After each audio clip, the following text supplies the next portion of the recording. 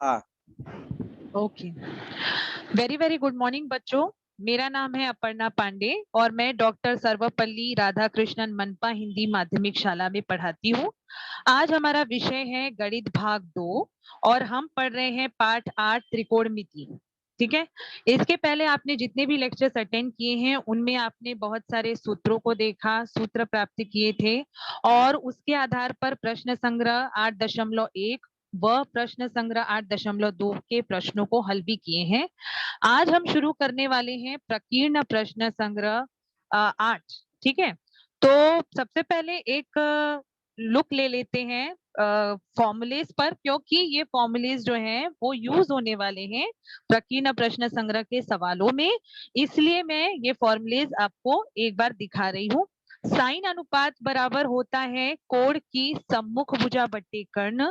Cos अनुपात बराबर होता है कोण की संलग्न भुजा बट्टे कर्ण। टैन अनुपात बराबर होता है कोण की सम्मुख भुजा बट्टे कोण की संलग्न भुजा। ठीक है, ये सब फॉर्मूले आपने पढ़े हैं। इसके अलावा ये जो फॉर्मूलेज हैं ये भी हमने देखे हैं। साइन थीटा बराबर होता है कॉस 90 माइनस थीटा के। कॉस थीटा बराबर होता है साइन 90 माइनस थीटा के। टैन थीटा बराबर होता है sine theta upon cos theta के। और टैन थीटा और टैन 90 माइनस थीटा का जो गुणनफल होता है वो कितना होता है, 1 होता है। इसके अलावा हमने ये सारणी देखी थी जिसमें हमें साइन कॉस टैन के 0, 30, 45, 60 डिग्री और 90 डिग्री सभी के मान हमें ज्ञात हुए थे। और इस सारणी को कैसे देखा जाता है ये आपको आइडिया होगा, फिर भी मैं, हो सकता है कुछ बच्चे वो लेक्चर ना अटेंड कर पाए हो तो उनके लिए मैं एक आइडिया दे रही हूँ।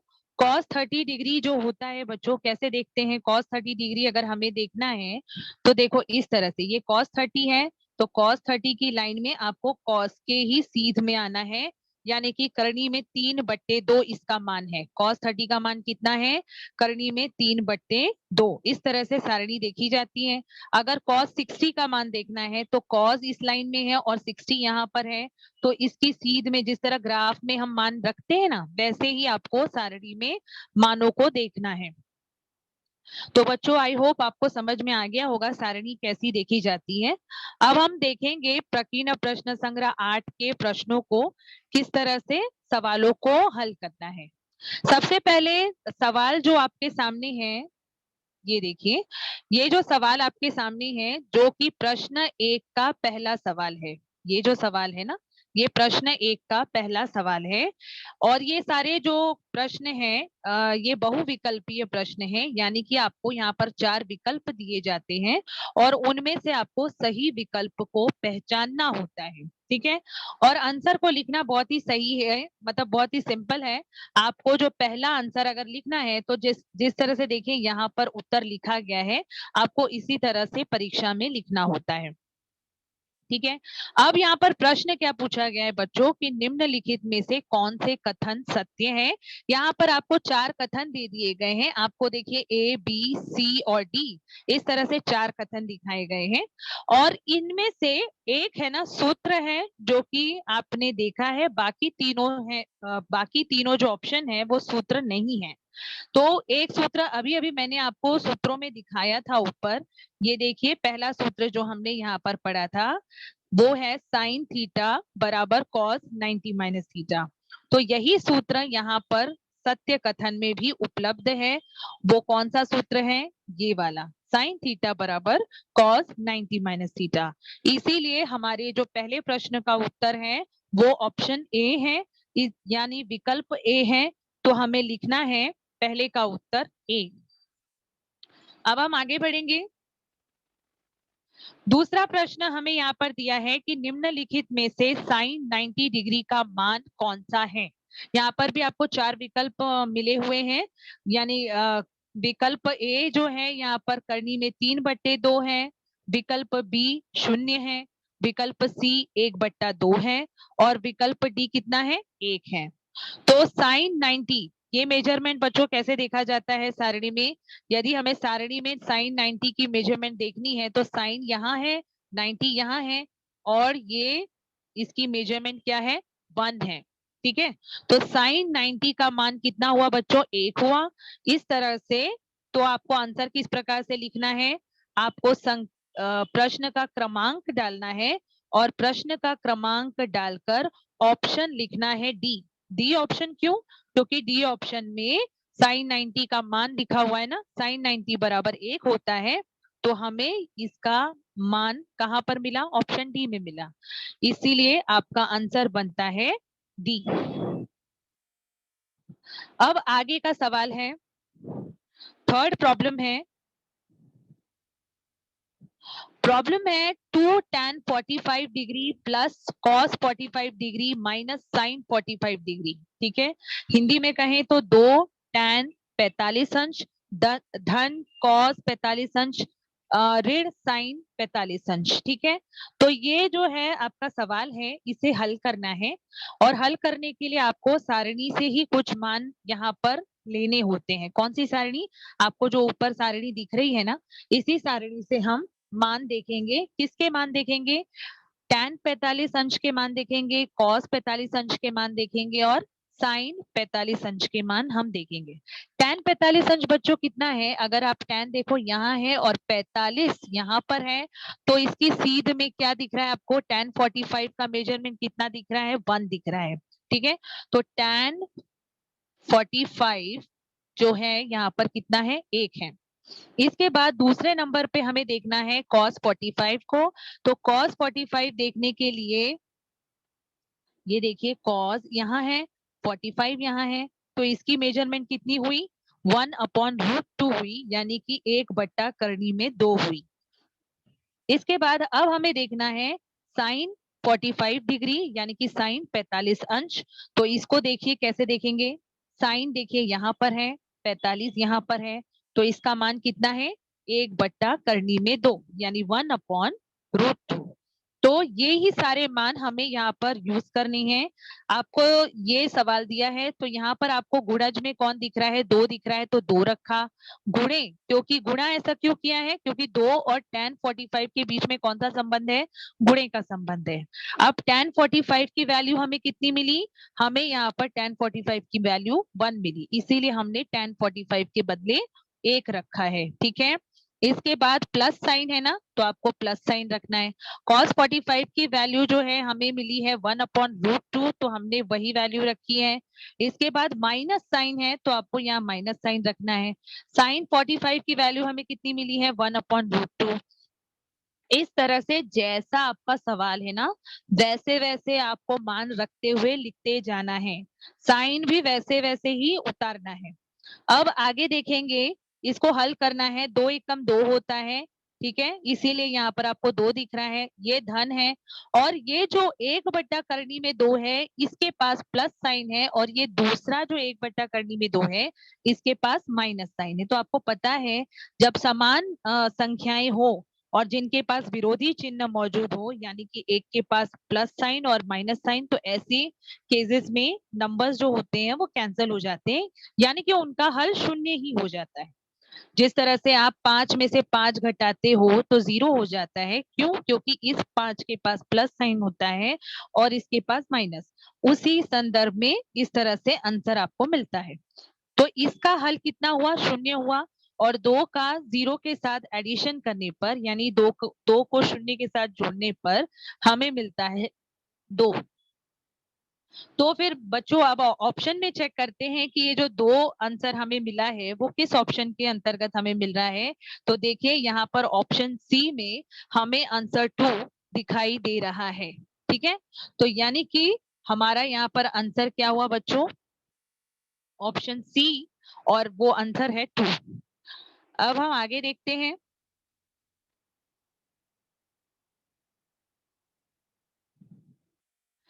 हमारा चौथा क्वेश्चन है, प्रश्न 1 का चौथा प्रश्न है, cos 28 अंश बट्टे साइन 62 अंश बराबर कितना? और ऑप्शन यहाँ पर 4 दिए हैं, यानी विकल्प 4 दिए हैं। ए 2 दिया है, बी ऋण 1 दिया है, सी 0 दिया है और डी 1 दिया है। ठीक है ना, तो इसमें पहले हमें ये जो मान है इसको निकालने के लिए हमें किस सूत्र का इस्तेमाल करना है? ये जो सूत्र है, ये सूत्र आपने ऊपर सूत्र के सेक्शन में देखा है, cos थीटा बराबर sin 90 माइनस थीटा, ये वही सूत्र है। अब यहाँ पर हम थीटा के बदले रखने वाले हैं 28 अंश। थीटा के बदले 28 अंश हम क्यों रख रहे हैं? क्योंकि सवाल में cos 28 अंश दिया हुआ है ना, इसीलिए हम थीटा के बदले हम यहाँ पर रख रहे हैं 28 अंश। तो इसके बाद बराबर है, साइन है, क्योंकि फॉर्मूला कह रहा है साइन, इसलिए साइन, कोष्ठक है तो कोष्ठक रखना है, 90 है तो आपको 90 रखना है, माइनस है तो माइनस रखना है, और थीटा के बदले में फिर से यहाँ पर क्या रखा गया है? 28 अंश रखा गया है। दिख रहा है ना? अब जब आप 90 में से 28 को घटाएंगे तो कितना आता है? 62 अंश आता है। 90 में से 28 घटाने पर 62 अंश आता है। अब आप देखिए आपको क्या प्राप्त हुआ है? cos 28 बराबर sin 62 अंश, इतना हमें प्राप्त हुआ है। ठीक है, यानी कि दोनों का मान जो है ना बच्चों, वो समान हो जा रहा है। जब यहाँ पर दोनों का मान समान हो जा रहा है, और अगर आप गौर करेंगे तो आपको सवाल में यही दोनों भिन्न स्वरूप में मिले हैं, यानी कि cos 28 बट्टे sin 62 अंश, इतना आपको सवाल में मिला हुआ है। जब दोनों की वैल्यू सेम है, मान लीजिए दोनों की वैल्यू 5 है या दोनों की वैल्यू 4 है, अगर कोई भी पद है जिनकी वैल्यू समान है और वो भिन्न स्वरूप में है, तो ऐसे में वो सीधे सीधे कैंसल हो जाते हैं और आंसर कितना होता है? 1 होता है। तो उसी तरह से ये जो हमारा सवाल है cos 28 degree upon sin 62 degree, इसमें हम क्या करेंगे? cos 28 डिग्री के बदले में हम रखने वाले हैं sin 62 डिग्री। क्यों? क्योंकि हमें दोनों मिल चुके हैं समान, तो हम cos 28 डिग्री को sin 62 डिग्री से रिप्लेस कर सकते हैं, इसीलिए यहाँ रिप्लेस किया गया है। और फिर इसके बाद देखो sin 62 दोनों समान है, इसीलिए भाग होने पर कैंसल हो जा रहे हैं वंजा पर, यानी एक बार में कैंसल हो जा रहे हैं, और आपके पास आंसर आएगा 1। आपके पास आंसर आएगा 1। तो यहाँ पर ये जो आंसर 1 है, ये किस ऑप्शन के अंतर्गत आपको दिख रहा है या किस विकल्प के अंतर्गत दिख रहा है? तो विकल्प है डी, और इसीलिए आपको आंसर इस तरह से लिखना है D1। ओके, तो ये है आपका जवाब। अब अगला सवाल है बच्चों, प्रश्न 2 है ये। प्रश्न 2 में दिया गया है समकोण त्रिभुज TSU में TS बराबर है 5 और कोण S का मान दिया है 90 अंश, SU बराबर दिया है 12। तो हमें ज्ञात करना है sin t, cos t, tan t, sin u, cos u, tan u। ये सभी का मान हमें प्राप्त करना है। ठीक है, ये वाला सवाल जो है मैं इस वक्त इसकी बात कर रही हूँ। हमें टीएस का मान दे दिया गया है, तो टीएस का मान देखिए यहाँ दर्शाया गया है 5। कोण एस का मान दे दिया गया है, यानी कि कोण एस कैसा है? समकोण है। इसके बाद एस यू जो है, भुजा एस यू का मान दे दिया गया है 12। और इसके अलावा हमें क्या क्या पूछा गया है? ये सारे मान तो हमें प्राप्त हो गए हैं। हमें पूछा क्या क्या गया है? Sine T, cos T, tan T, sine U, cos U, tan U, इन सब का मान पूछा गया है। सबसे पहले क्योंकि समकोण त्रिभुज है और दोनों भुजाओं का मान बच्चों हमें प्राप्त हो गया है, सीधा सीधा तो हम कर्ण का मान आराम से निकाल सकते हैं पाइथागोरस रूल के अकॉर्डिंग। तो हम यहाँ पर लगाने वाले हैं पाइथागोरस लॉ। और देखिए समकोण त्रिभुज TSU में पाइथागोरस प्रमेय अनुसार कर्ण का वर्ग बराबर होता है पहली भुजा की लंबाई का वर्ग धन दूसरी भुजा की लंबाई का वर्ग। यहाँ पर कर्ण क्या है बच्चों? कर्ण इस समकोण त्रिभुज में TU है, इसीलिए TU का वर्ग रखा गया है। पहली भुजा यहाँ पर कौन है? TS है, और दूसरी भुजा यहाँ पर कौन है? SU है।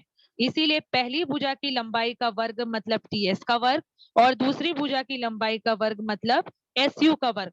ये प्लस साइन कहाँ से आया बच्चों? ये प्लस साइन इसी फॉर्मूले से आया है। ओके, तो अब हम मान रखेंगे TS का मान हमें प्रश्नानुसार प्राप्त है 5, इसीलिए यहाँ 5 का वर्ग रखा गया है।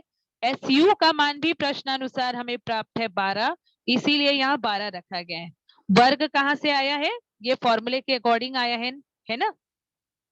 अब 5 का वर्ग लेंगे तो कितना आ रहा है 25, और 12 का वर्ग अगर हम लेते हैं तो कितना होता है 144, प्लस साइन ऊपर से कैरी हो रहा है। 25 और 144 जो है इनका जब हम योग करते हैं तो हमें कितना प्राप्त होता है 169, यानी कि 169 इतना प्राप्त होता है। अब क्योंकि 169 हमें मिला है, जो कि टीयू का वर्ग हमें मिला है, ये जो हमें मिला है ना बच्चों, ये क्या है टीयू स्क्वायर है, यानी कि टीयू का वर्ग है। ठीक है, तो हम इस टीयू स्क्वायर के अकॉर्डिंग इस 169 को कन्वर्ट करेंगे। कैसे? आपको पता है 169 यानी 169 13 का वर्ग होता है, तो 13 का वर्ग होता है, इसीलिए आप 169 को 13 स्क्वायर इस तरह से लिख सकते हैं। तो ऐसा इसलिए किया गया है क्योंकि ये वर्ग में हमें उपलब्ध है, इस तरह से प्राप्त है, इसलिए हम इसको 13 वर्ग में इस तरह से लिख रहे हैं। अब क्या करेंगे, दोनों पक्षों का हम लेंगे वर्गमूल, दोनों पक्षों का हम लेंगे वर्गमूल, जिसकी वजह से हमारे पास टीयू का मान मिलता है टीयू बराबर 13। ओके, तो टीयू बराबर 13 ये हमें यहाँ पर मिला है। अच्छा, पाइथागोरस रूल तो आपको पहले से पता होगा, आपने इसके ऊपर सवाल भी हल किए होंगे। अगर इसमें फिर भी कुछ ना आए तो आपको बाद में जो वक्त दिया जाएगा आप वहां पर पूछेगा। अब हम बढ़ते हैं उन मानों की तरफ जो मान हमें पूछे गए हैं। हमें जो पूछा गया था sine T cos T tan T, sine U cos U tan U, ये 6 वैल्यूज हैं जो हमें प्राप्त करनी है। तो सबसे पहले हम अपना सफर शुरू करते हैं साइन टी से। साइन टी, क्योंकि साइन के लिए फॉर्मूला ही है कि साइन जिस भी एंगल का आप निकाल रहे हैं उसकी सम्मुख भुजा लेनी होती है बटे कर्ण। तो क्योंकि यहाँ हमें साइन टी पूछा गया है तो हमें कोण टी की सम्मुख भुजा लेनी है, क्योंकि साइन टी पूछा है। ठीक है, ये देखिए कोण टी कहाँ पर है ट्राइंगल में, यहाँ पर है, देखो मैंने सर्कल किया है, दिख रहा है ना। तो कोण टी की सम्मुख भुजा कौन होती है बच्चों, उसके सामने की जो भुजा है वो है एस यू, जिसका मान भी हमें प्राप्त है 12, और टी यू का मान जो अभी अभी हमने पाइथागोरस रूल से निकाला है वो कितना है 13। तो ये सम्मुख भुजा एस यू बटे टी यू, ये हमारा यहाँ पर साइन टी के लिए मान लगेंगी, एस यू बटे टी यू। तो आपको यहाँ पर दिख रहा है ना एस यू बटे टी यू, और उसी के अकॉर्डिंग आपको मान भी रखना है। एस यू का मान 12 है इसीलिए 12 रखा गया है, और टी यू का मान 13 है इसलिए 13 रखा गया है। ये 13 जो अभी अभी आपने पाइथागोरस प्रमेय से प्राप्त किया है। और देखिए ये हर फॉर्मूले में लगने वाला है, कर्ण का मान जो है आपको हर जगह अभी मिलेंगे। तो आप एक्सेप्ट टेन में, साइन में, कॉज में, हर जगह आपको कर्ण का मान यूज करना होता है। तो कर्ण का मान तो आप ध्यान में ही रखिएगा, टी यू आपका कर्ण है और टी यू का मान यहाँ पर 13 है। नेक्स्ट बढ़ते हैं कॉस टी की तरफ। कॉस टी के लिए आपको कोण टी की संलग्न भुजा लेनी होती है, क्योंकि कॉस निकाला जा रहा है और कॉस का फॉर्मूला ही है कि जिस एंगल का भी कॉस निकाला जाता है उसके लिए उसकी सम्मुख भुजा सॉरी संलग्न भुजा लेनी होती है, उस कोण की संलग्न भुजा लेनी होती है कॉस निकालने के लिए। तो हम कोण टी की संलग्न भुजा आकृति में सबसे पहले देखते हैं। कोण टी कहाँ है, यहाँ है, इसकी संलग्न भुजा कौन सी है, टीएस है, और कर्ण क्या है यहाँ पर टीयू है ही, तो टीएस बटे टीयू ये बनेगा कॉस के लिए। तो देखिए आपको यहाँ पर नजर आ रहा है टीएस बटे टीयू, और फिर आपको रखना है मान। टीएस का मान पहले से प्राप्त था प्रश्नानुसार, और टीयू का मान मैंने आपको बताया ध्यान में रखना है 13 है जो कि हमने प्राप्त किया। तो ये वैल्यू आ गई कॉस टी की 5/13। अब हम बढ़ेंगे tan टी की तरफ। tan टी का फॉर्मूला होता है बच्चों cos टी की सॉरी कोण टी की सम्मुख भुजा बटे कोण टी की संलग्न भुजा। तो कोण टी की सम्मुख भुजा जो थी हमने आकृति में देखी थी, और जो कि हमने साइन के फॉर्मूले में भी लगाई थी। कोण टी की सम्मुख भुजा क्या थी, एस यू थी, और कोण टी की संलग्न भुजा क्या थी, टी एस थी। तो वही मान जो है अभी हमको यहाँ पर रखना है, कहाँ पर, tan टी के दौरान। कोण टी की सम्मुख भुजा एस यू और कोण टी की संलग्न भुजा टी एस। तो SU का मान जो है 12, ये प्रश्न में प्राप्त था, और TS जो है संलग्न भुजा, ये भी प्रश्नानुसार हमें प्राप्त है 5। इसीलिए tan T का मान यहाँ पर बनेगा 12/5।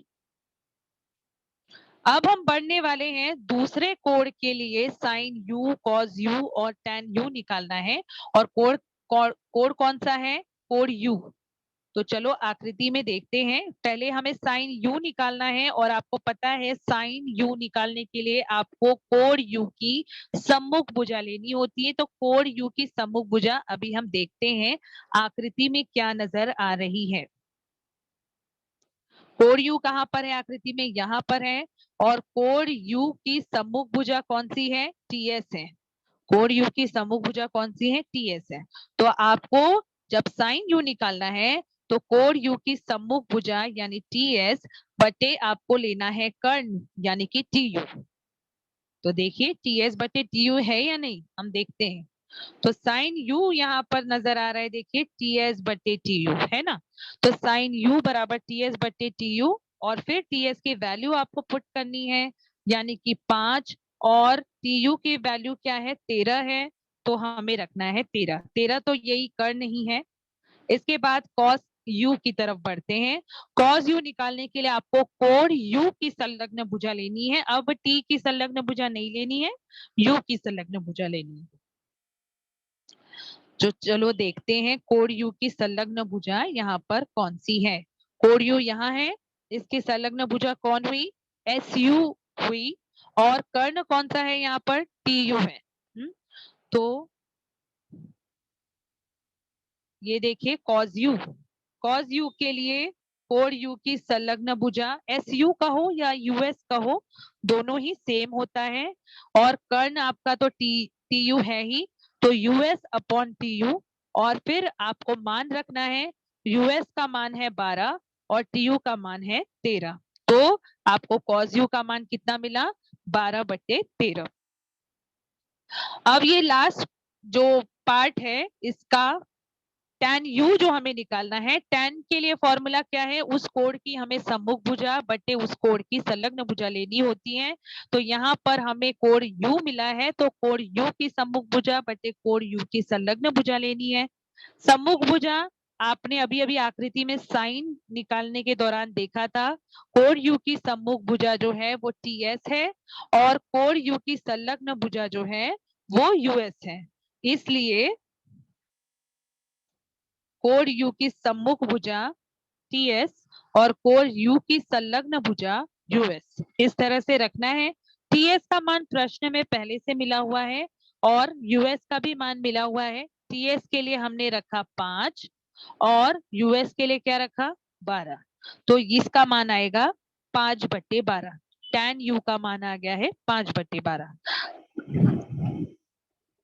सारे मान जो हमें प्राप्त हुए हैं उसका आप रिकैप ले लेते हैं। हम सब रिकैप ले लेते हैं। साइन T बराबर है 12/13, cos T बराबर है 5/13, tan T बराबर है 12/5, साइन U बराबर है 5/13, cos U बराबर है 12/13, और tan U बराबर है 5/12। इस तरह से हमें सभी मान यहाँ पर प्राप्त हुए। सर हो गया मेरा।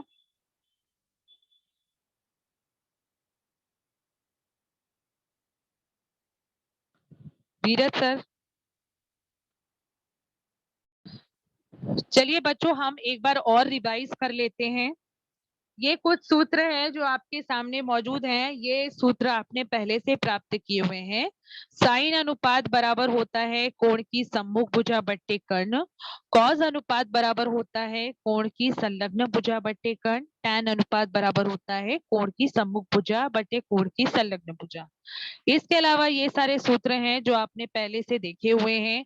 cos 90 माइनस थीटा बराबर होता है sine theta, sine 90 minus theta बराबर होता है cos theta, sine theta upon cos theta बराबर होता है tan थीटा, और tan theta into tan 90 minus theta बराबर होता है 1।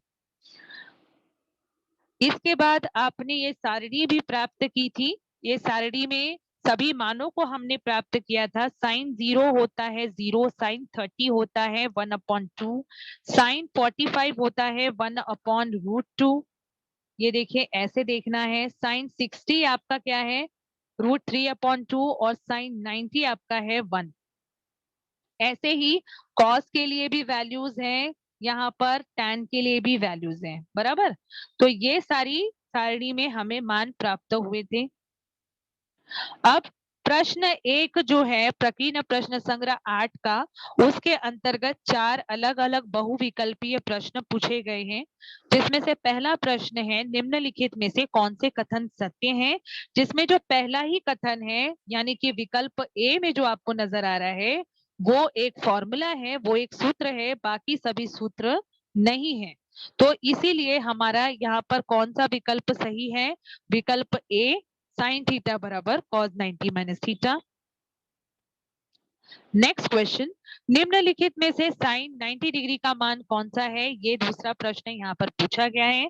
और जैसा कि मैंने आपको बताया, आपको सारणी याद करनी है और सारणी याद करके आपको सारणी में से ही ये मान याद रहेगा। अगर सारणी आपको याद रहेगी तो डेफिनेटली ये मान भी याद रहेगा। साइन 90 कितना है, 1 है, क्योंकि साइन 90 की मेजरमेंट हमें मिली है 1, और 1 कहां पर आपको दिख रहा है, विकल्प डी में। इसीलिए दूसरे का जवाब है यानी दूसरे का आंसर है ऑप्शन डी। तो आपको इस तरह से आंसर लिखना है। थर्ड क्वेश्चन देखते हैं। थर्ड क्वेश्चन में आपको प्रश्न दिया है 2 tan 45 degree plus cos 45 degree minus sin 45 degree. इसके लिए tan 45 डिग्री, cos 45 डिग्री और sin 45 डिग्री, ये तीनों के मान आपको ऊपर दी गई सारणी में ही मिल जाएंगे। ये देखिए ये पूरा 45 का सेक्शन है ना, इसमें यूज होने वाला है इस सवाल में। tan 45 बच्चों कितना होता है, 1 होता है। cos 45 कितना होता है, 1/√2 होता है, और sin 45 भी 1/√2 होता है। तो वही सही, वही सारे मान हमको सवाल में रखने हैं। 2 गुणे tan 45 है, इसीलिए 2 गुणे tan 45 की वैल्यू यानी कि 1 रखी गई है। इसके बाद sin प्लस है तो प्लस रखा गया है। cos 45 की वैल्यू 1/√2 है, माइनस है तो माइनस रखा गया है, और साइन 45 की वैल्यू 1/√2 रखी गई है। ओके, अब आपको आगे देखना है, 2 एकम 2 करके यानी 2 1 2 करके यहाँ रखा गया है। 1/√2 1/√2 कैंसल हो जाएंगे, क्यों, क्योंकि दोनों के पास विरोधी चिन्ह है, अपोजिट साइन है, इसीलिए कैंसल हो रहे हैं। और आपके पास यहाँ पर फाइनल आंसर बचेगा 2। और ये जो आंसर 2 है ये कौन से ऑप्शन में आपको दिखाई दे रहा है, ऑप्शन सी में दिख रहा है, इसीलिए हमारा फाइनल आंसर यहाँ पर है ऑप्शन सी 2। नेक्स्ट क्वेश्चन है यानी कि चौथा क्वेश्चन है, cos 28 degree upon sin 62 degree हमें पता लगाना है कितना होता है। तो इसके लिए वही सूत्र इस्तेमाल होने वाला है जो आपने अभी अभी ऊपर सूत्रों में देखा था, और वो सूत्र है cos थीटा बराबर sin 90 माइनस थीटा।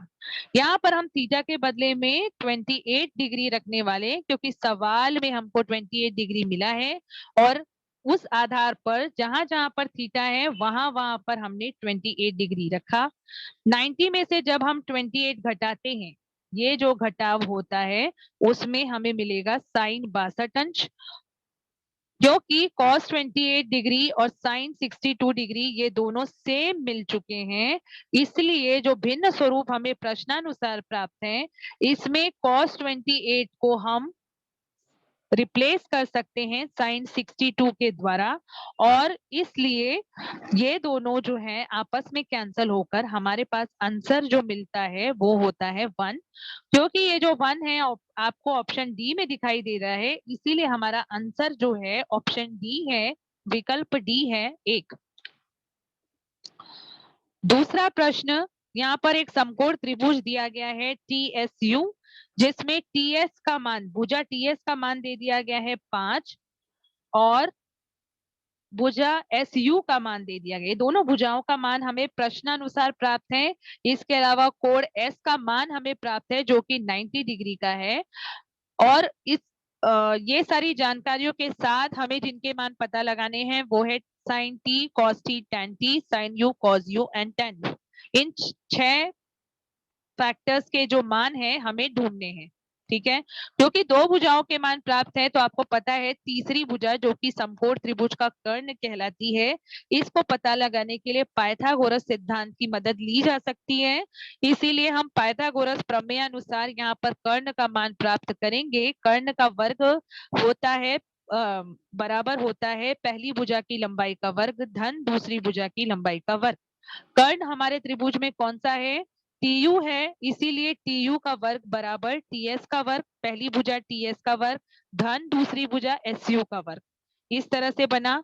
अब हमें टीएस का मान रखना है जो कि प्रश्न में प्राप्त है, एसयू का मान रखना है। वर्ग अकॉर्डिंग टू फॉर्मूला ही कैरी हो रहा है।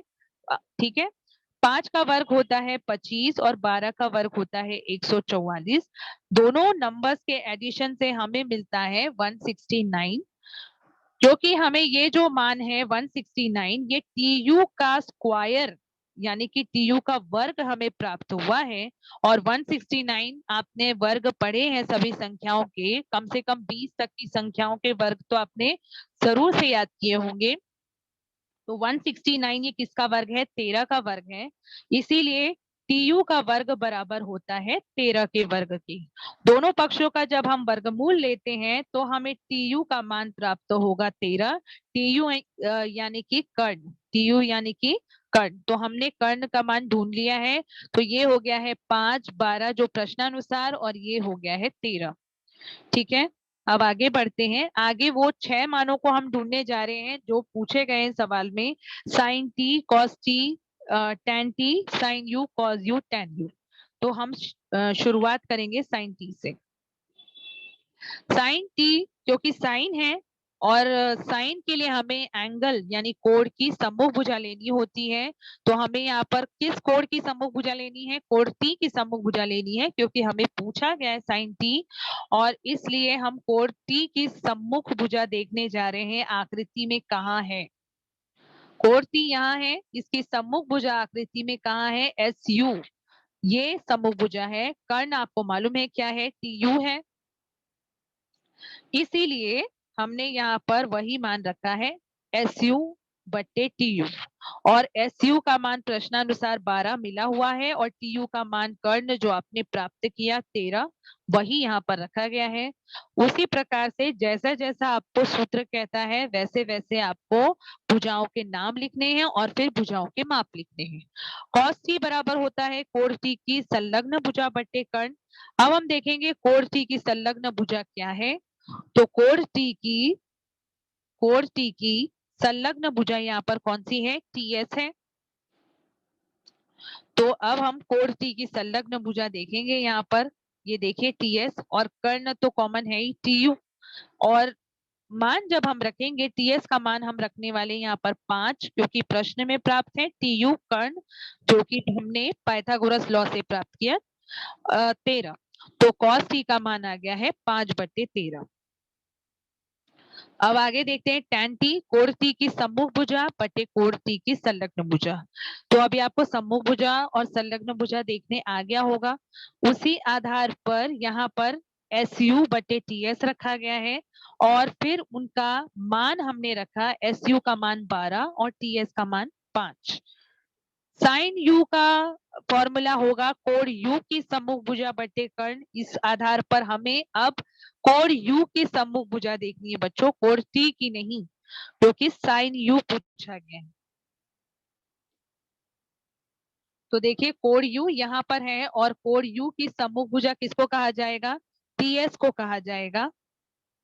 तो लेट्स सी, हमने वही लिखा है ना, कोण टी की सॉरी कोण यू की सम्मुख भुजा ये रही टीएस। ये देखिए टीएस, टीएस है, और कर्ण जो है आपका टीयू ही है। इसके बाद उनका मान रखना है 5/13, इस तरह से मान रखना है। कॉस यू जो होता है वो बराबर क्या होता है? कोण यू की संलग्न भुजा बटे कर्ण।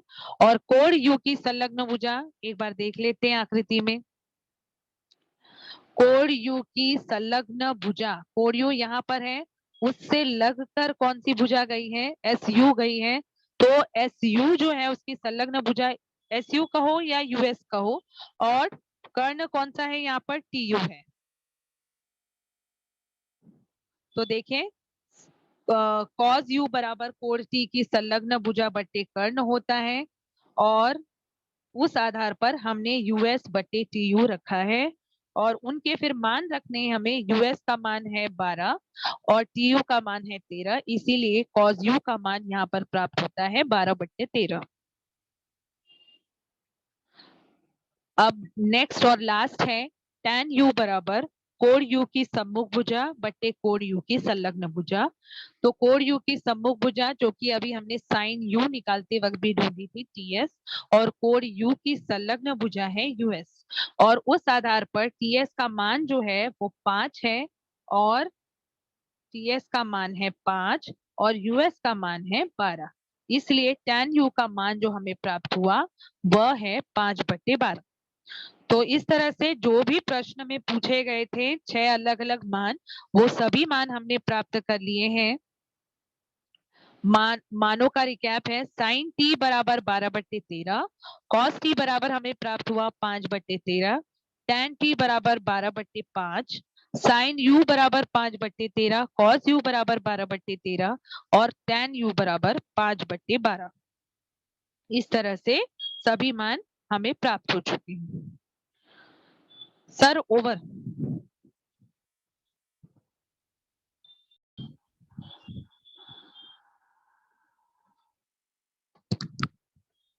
Hello teacher. हाँ बोलो। टीचर प्रश्न पहले का चौथा है टीचर, मतलब जिसमें कोस 28 और साइन 62 है। तो टीचर मतलब अगर उसमें 10 आ गया, कोस 28 अंश और 10 62 अंश, तो टीचर उसको कर लेंगे क्या? मतलब 10 के लिए कुछ फॉर्मूला रहेगा क्या, सूत्र? हाँ, तो उसके लिए फॉर्मूलेज अलग लगेंगे, वो डिपेंड करता है सवाल पर। अभी इस वक्त आपके सामने ये सवाल है ना, तो जैसे वो सवाल पड़ता है हमारे सामने, मैं उसके अकॉर्डिंग आपको सूत्र बताऊंगी। फिलहाल ये सवाल इसी तरह से है, कॉस 28 अंश बट्टे साइन 62, ठीक है। तो इसके अकॉर्डिंग आपको कुछ नहीं समझ में आया है तो आप पूछिए। नहीं टीचर, ये समझ में आएगा। ये समझ में आया ना? हाँ टीचर। हाँ हाँ।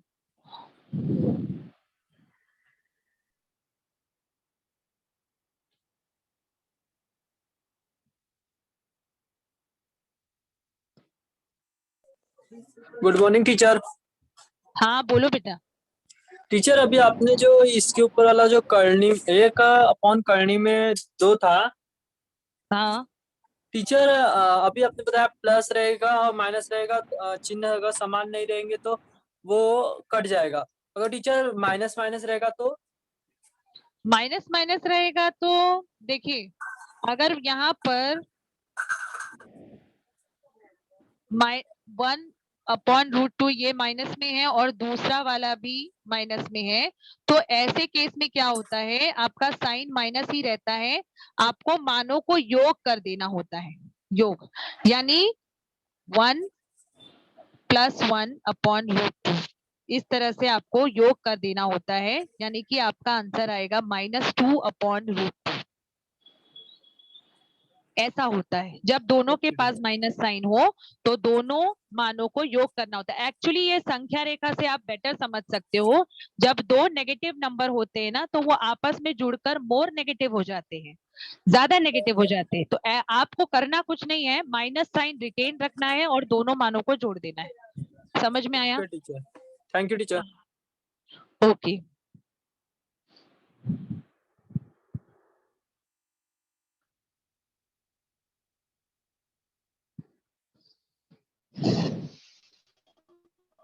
Hello teacher. हाँ बोलिए। Good morning teacher. हाँ गुड मॉर्निंग। टीचर वो जो साइन, मतलब साइन कॉस है, टेस्ट टेस्ट में हरदम ट्रायंगल ही बना के करते ना। हाँ हाँ, ये समकोण त्रिभुज पर ही सारा लॉजिक यूज होता है, चाहे साइन हो, कॉस हो, टेन हो, सारा का सारा आपको समकोण त्रिभुज के अकॉर्डिंग ही मिलेगा, ठीक है। ये बिना त्रिभुज के सवाल है ही नहीं।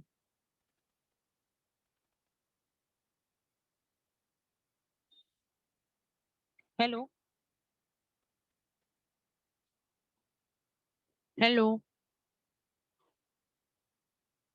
हाँ मिस और एक वो जो मतलब उसका सूत्र है समूह हाँ भुजा बटे करना, उसका हाँ टेंस का ऐसा आएगा ना, सम्मुख भुजा बटे संलग्न भुजा।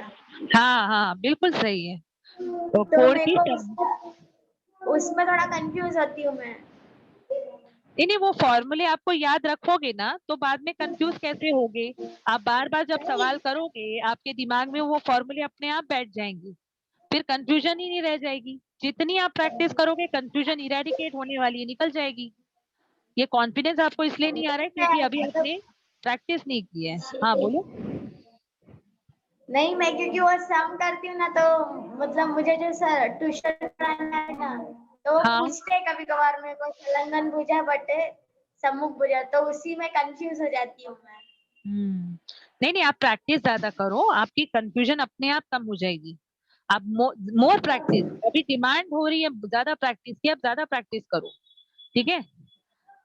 ठीक है miss, thank you miss. Okay okay.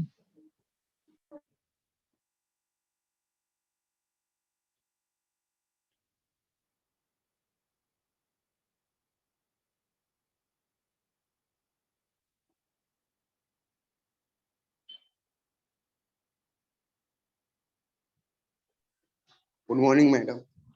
हाँ सर बोलो। स्टूडेंट हो? हाँ हाँ बोलो बोलो। तीसरा सवाल बताइए। तीसरा सवाल। हाँ तो ये जो सवाल है ये वाला है, 2 tan 45 degree plus cos 45 degree minus sin 45 degree, इसका आपको मान पता करना है, यानी कि मान ज्ञात करना है। और इसका मान ज्ञात करने के लिए हमें इन सब की वैल्यूज पता होनी चाहिए। किन की वैल्यूज? tan 45, cos 45 और sin 45 की वैल्यू हमें सारणी से पता चल सकती है। tan 45 जो है इसका मान है 1, cos 45 का मान है 1/करनी में 2 और sin 45 यानी sin 45 अंश का मान है 1/करनी में 2। ठीक है। तो जैसे जैसे आपको यहाँ सवाल में पूछा गया है वैसे वैसे आपको मान रखना है। क्योंकि 2 है इसीलिए यहाँ 2 रखा गया, गुणा करके tan 45 अंश का मान यहाँ पर रखा गया है 1, प्लस साइन है इसलिए प्लस, और फिर इसके बाद cos 45 अंश का मान है 1/करनी में 2, ऋण है तो ऋण, और साइन 45 अंश का मान है 1/करनी में 2। ठीक है। अब इसके बाद आगे देखिए, 2 एकम 2 होता है इसीलिए यहाँ पर 2 रखा है, और ये जो आपको प्लस 1/करनी में 2 है और ऋण 1/करनी में 2 है, ये आपस में क्या हो जाएंगे? कैंसल। या फिर आप चाहो तो इन्हें सीधा सीधा घटाते हो तो ये शून्य ही आता है। 1/करनी में 2 में से 1/करनी में 2 घटाने पर शून्य आता है, इसीलिए आपको यहाँ पर शून्य दिखलाई दे रहा है। और 2 और शून्य को ऐड करने के बाद यानी जोड़ने के बाद हमें यहाँ पर जो फाइनल आंसर मिल रहा है वो कितना मिल रहा है? 2 मिल रहा है। अब ये जो आंसर है हमें विकल्प सी में दिखलाई दे रहा है, इसीलिए हमारा सही विकल्प जो है वह है विकल्प सी, और आंसर है हमारा 2। ठीक है। Thank you madam. वेलकम।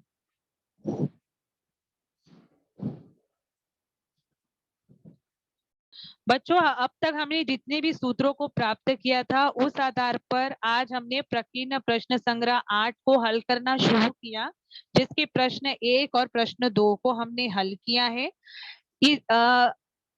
इसके आगे के जो क्वेश्चंस है आप नेक्स्ट लेक्चर में पढ़ोगे, तो आप बने रहिएगा हमारे साथ। इसी के साथ मैं यहाँ पर आपसे विदा लेती हूँ। नमस्कार।